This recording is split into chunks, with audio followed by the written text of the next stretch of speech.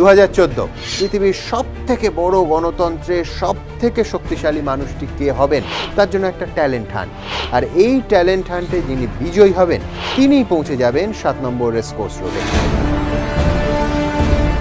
আজ আপনাদের শোনাবো কংগ্রেসের প্রধানমন্ত্রী পদপ্রার্থী রাহুল গান্ধীর জীবনের নানা জানা অজানা কাহিনী।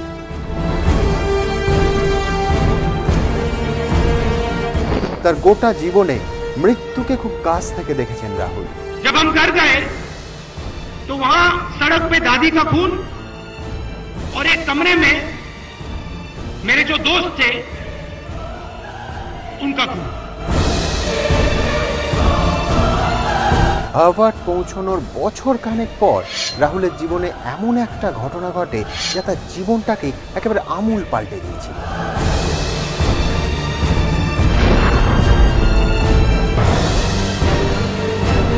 নিজের জীবনের প্রথম রাজনৈতিক সিদ্ধান্তটি নেন রাহুল গান্ধী।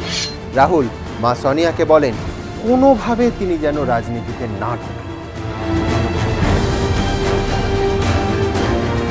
এমন কথাও শোনা যায় যে রাহুল গান্ধী নাকি রাজনীতিতে আসতেই চান না। রাহুলের জীবনে ভেরোনিকের আশাটা যতটা রহস্যাবৃত, বিশ্বাস করুন তার চলে যাওয়াটাও ততটাই রহস্যে ভরা।